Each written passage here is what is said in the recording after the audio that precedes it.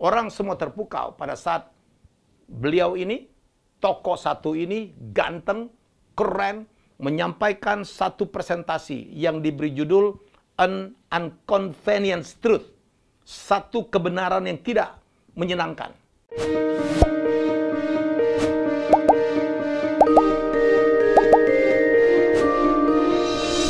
Viewers, setelah beberapa hari yang lalu saya menyampaikan top 10 list versi Helmy Yahya tentang orang yang paling menarik, paling menolong saya sebagai interviewer, ya. Dan alhamdulillah mendapatkan respon cukup baik. Kali ini saya membuat top 10 list public speaker terbaik menurut saya. Kalau saya katakan menurut saya, pasti memang sangat subjektif, ya. Ini adalah public speaker terbaik menurut saya, ada 10 orang. Semoga urutannya tidak terlalu mengganggu gitu ya.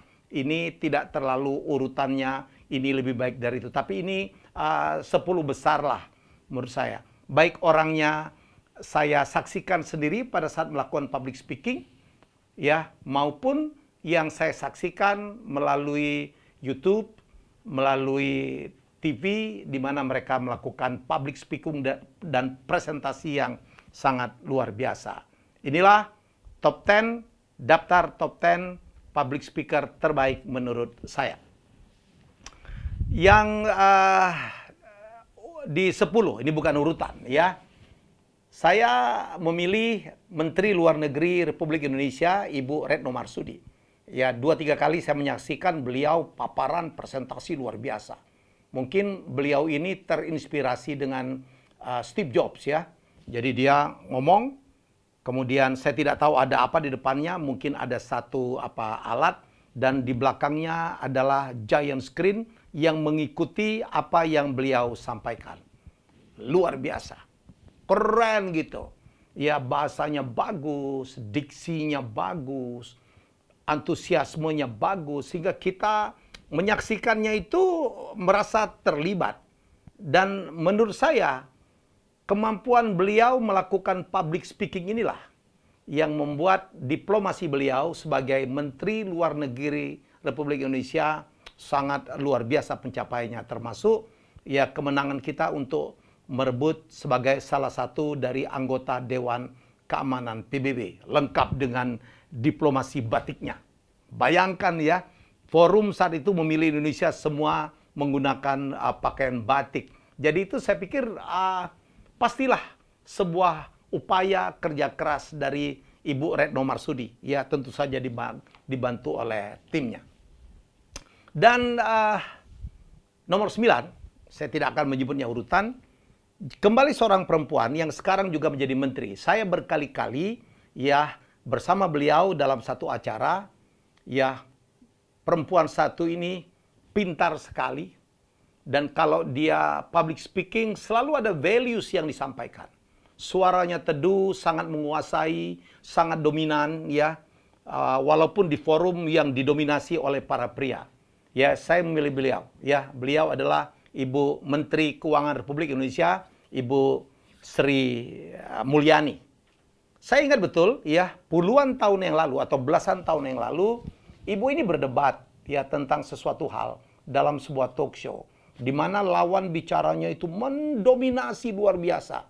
Tiap kali Ibu Sri Mulyani mau bicara, orang ini motong, sehingga ibunya cuman ngomong seperti ini, "Bapak, tidak perlu saya sebut namanya, bukankah Tuhan menciptakan manusia memiliki 2 telinga dan 1 mulut?" Itu artinya apa? Itu artinya bahwa manusia harus lebih banyak mendengar daripada bicara. Ibu ingin menyampaikan gantian dong ngomongnya. Dan itu relate betul ya dengan materi Helmy Yahya bicara. Saya pernah mengatakan bahwa seorang pemimpin yang baik, orang sukses yang baik, public speaking harus baik, tetapi tidak kalah pentingnya adalah juga harus menjadi pendengar yang baik. Ada masanya kita harus bicara, ada masanya juga kita harus mendengar. Nomor 8, beliau adalah, kami pernah berpartneran gitu. Kami pernah berduet berkali-kali satu panggung. Beliau dulu pernah menjadi partner saya dari sebuah konsultan, ya, konsultan manajemen, ya. Dan sampai sekarang beliau tetap eksis, menulis buku banyak banget dan dibaca orang, dan dia selalu bicara tentang perubahan-perubahan. Dan kalau dia tampil, ya dandy, necis gitu, menyampaikan dengan cara yang sangat menarik, penuh dengan video, penuh dengan cerita-cerita, penuh dengan perumpamaan-perumpamaan, dengan wajah yang sangat tenang, memberikan values-values yang saya tidak tahu. Ya, saya percaya beliau punya tim yang menyiapkan materi beliau. Jadi saya memilih ya sahabat saya yang sekarang menjadi komisaris utama sebuah BUMN besar, yaitu Dr. Renat Kasali. Nomor 8, saya memilih juga seorang sahabat saya. Doktor, ya, luar biasa, keren gitu. Pakaiannya itu, aduh, keren banget. Badannya bagus, ngomongnya tenang, ya. Pernah menjadi menteri, pernah menjadi kepala BKPM, pernah memimpin beberapa lembaga keuangan dunia. Luar biasa. Bisa main piano, ya. Kalau bicara memukau. Kalau dia melakukan public speaking itu lengkap tuh, ya. Angka-angka dia hafalkan. Wih, luar biasa. Dan dia adalah lawan bicara yang baik, sangat humble.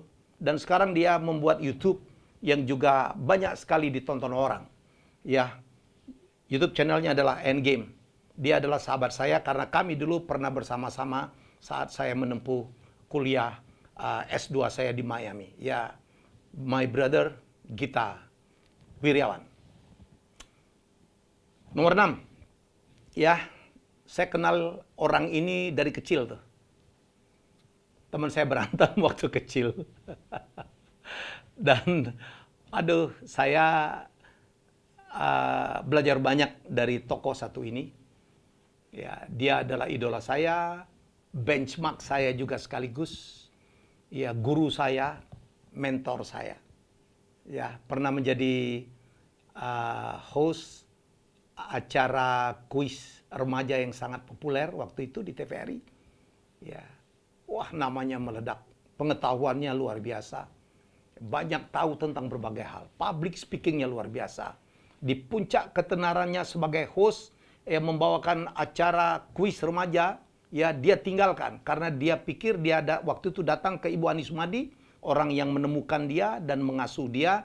Bu, saya sudah tidak mau lagi dikenal sebagai MC remaja, Bu. Saya mau ke dewasa. Karena dia tahu bahwa bisnis sebagai MC itu besarnya di MC yang dewasa, karena di situ ada job kawinan, job launching perusahaan besar, function perusahaan besar. Dan kemudian dia menunggu cukup lama sampai akhirnya dia mendapatkan menjadi quiz master dari kuis terbesar yang pernah hadir di Indonesia, yaitu Who Wants to be a Millionaire. Satu kepercayaan yang luar biasa.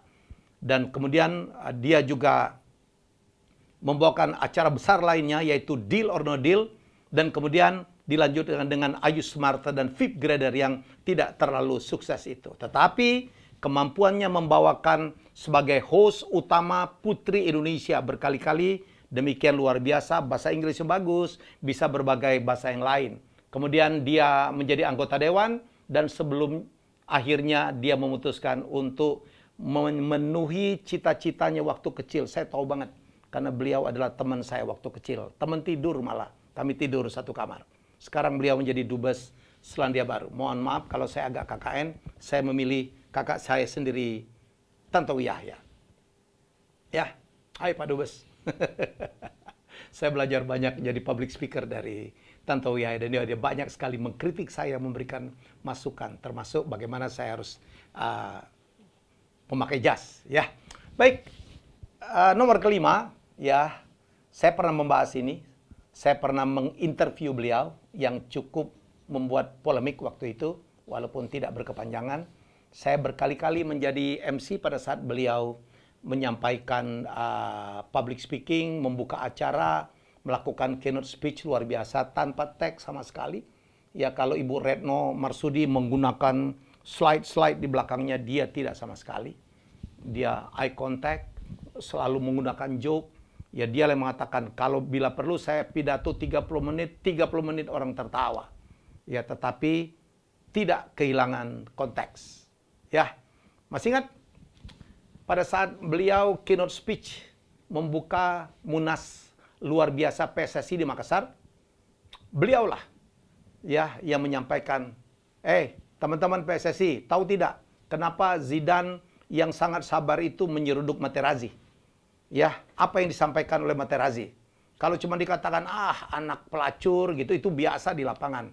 Ternyata, Anda mau tahu tidak? Kata beliau. Materazzi bilang, Zidane, permainanmu kayak pemain PSSI, tahu nggak? Bayangkan, di tengah Munaslup PSSI. Dan beliau adalah Bapak Yusuf Kalla atau Pak JK. Nah, nomor 4, saya kagum dengan orang ini. Banyak sekali mengalami kegagalan, tetapi dia tidak pernah putus asa. Dia ditolak berkali-kali untuk masuk Harvard. Ya, Harvard kemudian menyesal dan mengundang beliau sebagai pembicara. Dia pernah mendaftar di sebuah restoran cepat saji yang dibuka di kotanya, di sebuah kota kecil di China. 24 orang mendaftar untuk 23 lowongan. 23 diterima, 1 tidak diterima, dan itu dia. Ya, tapi sekarang dia menjelma dari orang yang tidak mengerti komputer, tidak mengerti internet, dan dia kaya raya karena internet, tepatnya dari e-commerce. Dan sekarang kata-katanya, petuah-petuahnya, nasihat-nasihatnya didengar banyak orang. Saya memilih Jack Ma. Ya, saya berharap Anda juga setuju. Pada urutan ketiga, ini adalah orang yang mestinya menjadi presiden Amerika yang gagal karena tipis sekali kekalahannya. Orang ini kemampuan public speakingnya dianggap memindahkan gunung. Wih, so powerful. Dialah yang mengingatkan kita bahayanya sebuah global warming atau pemanasan global yang akan merubah dunia. Kalau kita tidak cermati, kalau tidak kita bisa mengontrol masalah pembuangan karbon dioksida, bahaya dunia. Dunia akan semakin panas, ya permukaan lautan akan makin tinggi karena melelehnya gunung-gunung es di kutub. Dan dialah yang berusaha untuk menyetop itu. Orang semua terpukau pada saat beliau ini, tokoh satu ini, ganteng, keren, menyampaikan satu presentasi yang diberi judul An Inconvenient Truth. Satu kebenaran yang tidak menyenangkan. Dia mengingatkan kita agar mengontrol emisi, agar mengontrol efek rumah kaca. Ya, dan pidatonya presentasi tersebut mendapatkan hadiah Oscar untuk kategori dokumenter. Al Gore. Ya, Anda bisa cek di YouTube, keren banget. Nomor 2, juga dari luar, ya orangnya simple, selalu menggunakan turtleneck warna hitam, pakai sepatu cat, pakai jeans. Dia adalah si jenius yang sangat luar biasa.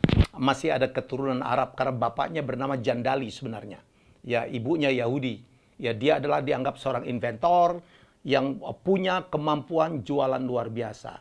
Dulu dia punya tradisi, sekarang dia sudah tidak ada. Ya, tiap kali ada perusahaannya mengeluarkan satu produk baru, iPad, iPod, kemudian iMac, dia melakukan presentasi yang demikian memukau, simple.